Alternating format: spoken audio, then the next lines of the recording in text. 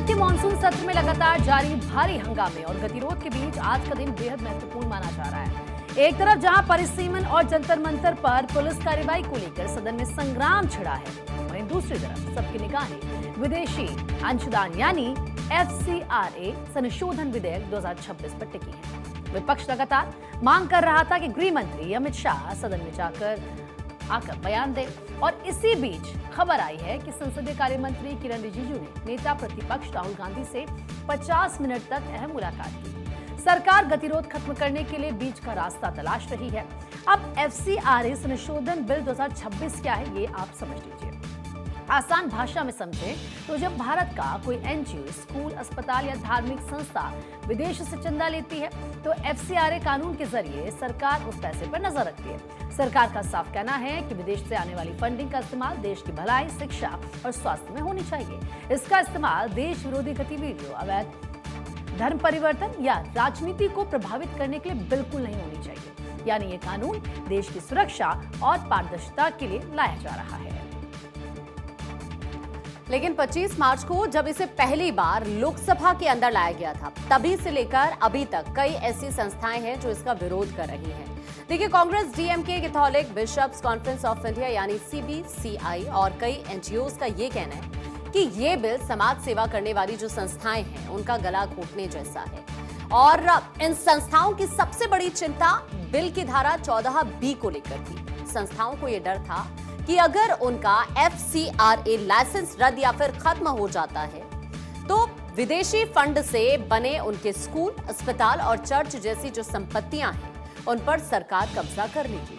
यही नहीं, भारत के इस अंदरूनी कानून पर 7 समंदर पार अमेरिका तक में खलबली मच गई है। दरअसल अमेरिकी रिपब्लिकन पार्टी के सांसद रायली मूर ने इसे ईसाइयों पर हमला करार देते हुए ये चेतावनी दी है कि इससे भारत और अमेरिका के जो द्विपक्षीय संबंध हैं उन पर गलत इंपैक्ट पड़ सकता है। विदेशी दबाव और देश के भीतर जारी विरोध को देखते हुए अब सरकार ने नरमी के संकेत भी दिए हैं। सरकारी अधिकारियों ने क्लियर किया है कि सरकार किसी की संपत्ति पर कब्जा नहीं करेगी। अगर किसी संस्था का पंजीकरण रद्द होता है तो सिर्फ एक अंतरिम प्रबंधन व्यवस्था बनाई जाएगी, जिससे जो अस्पताल है, स्कूल है, यहाँ का काम ठप ना हो। वैसे मूल मालिक वापस आएंगे, संपत्ति उन्हें सौंप दी जाएगी। साथ ही धार्मिक संस्थानों का जो प्रबंधन है उनके अपने रीति रिवाजों से ही चलेगा। एक तरफ सरकार इस बिल पर ढील देने के लिए तैयार है तो दूसरी तरफ विपक्ष अभी भी 2 मुख्य मांगों पर अड़ा हुआ है। विपक्ष की जो पहली मांग है वो ये है कि 20 जुलाई को दिल्ली के जंतर मंतर पर प्रदर्शनकारी छात्रों पर जिस तरह से पुलिस ने ज्यादती की उस पर गृह मंत्री अमित शाह संसद में आधिकारिक बयान दें। और जो दूसरी मांग है वो ये है कि अयोध्या राम मंदिर के दान में जो कथित हेराफेरी हुई है उस पर सदन में सीधी चर्चा कराई जाए। अब देखिए, देखना ये होगा कि किरण रिजिजू और राहुल गांधी की 50 मिनट की क्योंकि हाल ही में मुलाकात हुई थी, अब इसके बाद क्या आज संसद का जो गतिरोध है वो खत्म हो पाएगा क्या, या FCRA बिल पर संग्राम अब और ज्यादा बढ़ जाएगा। अब इसी पर बात करेंगे। हमारे जो सहयोगी हैं गौरव हमारे साथ जुड़ रहे हैं। गौरव का सीधा रुख कर लेते हैं। गौरव, कल हमने तस्वीर देखी कि केंद्रीय मंत्री किरण रिजिजू पहले राहुल गांधी से मिलते हैं, 50 मिनट तक मीटिंग होती है, प्रियंका गांधी वहां पर रहती है और फिर सीधा लोकसभा स्पीकर से मुलाकात करने के लिए पहुंचते हैं। उसके बाद गृह मंत्री से भी मुलाकात होती है। अब FCRA बिल को लेकर आज का दिन अपने आप में काफी इंपॉर्टेंट है, क्योंकि आज, हालांकि कल भी ये कहा जा रहा था कि गृह मंत्री इस पर चर्चा करेंगे और आज कहा जा रहा है कि आज अब चर्चा होगी। तो आज क्या हम ये माने जो मुलाकात कल हुई है केंद्रीय मंत्री किरण रिजिजू की, उसी का इंपैक्ट हम देखेंगे कि चर्चा एटलीस्ट अब सार्थक चलेगी आगे? बिल्कुल, देखिए, जिस तरीके से बात करें, संसद का जो मानसून सत्र है लगातार हंगामेदार चल रहा है और उम्मीद यही है कि अगर बात करें आज के सत्र की, क्योंकि कल नेता प्रतिपक्ष राहुल गांधी के साथ किरण रिजिजू जो कि संसदीय कार्य मंत्री, उन्होंने बातचीत किया था और कोशिश यही थी कि जो ये संसद का गतिरोध है उस गतिरोध को समाप्त किया जाए। और लगातार जिस तरीके से संसद के दोनों ही सदनों में, अगर हम लोकसभा की बात करें, राज्यसभा की बात करें, प्रश्नकाल ही नहीं शुरू हो पा रहा है, विपक्ष लगातार हंगामा कर रहा है, तो ये समझ सकते हैं कि जिस तरीके की स्थिति बनी हुई है उस पर कहीं ना कहीं एक जो सहमति है वो सरकार बनाने की कोशिश कर रही है। तो इसी क्रम में कल जो किरण रिजिजू हैं उन्होंने प्रियंका गांधी हैं, राहुल गांधी, केसी वेणुगोपाल, इन सभी के साथ बातचीत की ताकि एक समन्वय जो है वो बनाया जा सके। हालांकि इस बातचीत को कई अन्य मुद्दों के साथ भी जोड़ के देखा गया कि क्या जो मानसून सत्र है उसमें 3 दिन अलग से जोड़ा जाएगा, सेशन बुलाया जाएगा, तमाम ऐसे कयास लगाए गए। लेकिन साफ तौर पे जो ये मुलाकात थी सिर्फ इसलिए मुलाकात की गई थी कि इस गतिरोध को खत्म किया जा सके, कुछ महत्वपूर्ण बिल हैं उस पर सरकार चर्चा कर सके।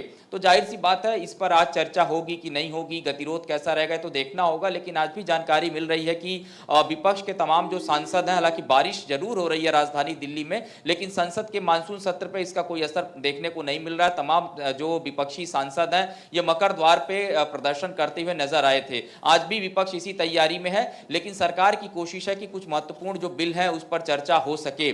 और इसीलिए भी लोकसभा स्पीकर ओम बिरला ने भी कुछ जो दल हैं जो उनके लीडर्स हैं उनसे मुलाकात किया था, अपोजिशन से बातचीत भी की कि सदन के इस सत्र को सुचारू रूप से चलाया जा सके। अगर एफसीआरए की बात करें, जो ये पूरा बिल है एफसीआरए का, यानी फॉरेन फंडिंग जो तमाम एनजीओज लेते हैं, उनमें कुछ कहीं ना कहीं जो मॉनिटरिंग अब सरकार की हो जाएगी, कुछ नियम सरकार उसके बदलने जा रही है, उसमें कहीं ना कहीं अगर चर्चा आज होती है तो एक महत्वपूर्ण चर्चा हो सकती है।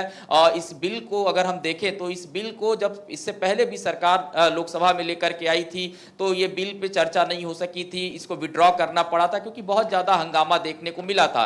लेकिन इस एफसीआरए की अगर हम बात करें, तमाम जो एनजीओ हैं जो चंदा लेते हैं विदेश से, अलग अलग संस्थाओं से वो चंदा लेते हैं और उसका इस्तेमाल भारत में शिक्षा, स्वास्थ्य और सामाजिक कार्यों में वो दिखाते हैं किया जाता है, तो वो कहीं ना कहीं अब वो जो एनजीओ हैं उनको ये लगता है कि सरकार अब इस पूरे चंदे पर मॉनिटरिंग करेगी, एक अधिकारी इसमें बैठ जाएगा, उस पूरी प्रक्रिया को देखेगा। तो ऐसे में जो खर्चा होगा उनका, उसका हिसाब किताब अब सरकार के पास रहेगा। और आप देखिए कि बहुत सारे ऐसे एनजीओ हैं जो अलग अलग पॉलिटिकल पार्टियों को भी फंडिंग करते हैं। उन पॉलिटिकल पार्टियों को कहीं ना कहीं ये डर है कि वो जो चंदा है वो सार्वजनिक हो जाएगा, सरकार को पता चलेगा कि ये जो एनजीओ है उन पॉलिटिकल पार्टियों को भी चंदा देता है। तो सरकार यही खत्म करना चाहती है। आप एनजीओ चला रहे हैं तो उस धन का इस्तेमाल सही जगह पर करें, सही स्थान पर करें, सही व्यक्ति के लिए करें। और इसको लेकर के गृहमंत्री अमित शाह भी सदन में बोल सकते हैं, क्योंकि इस पूरे प्रकरण पर गृहमंत्री को बोलना है।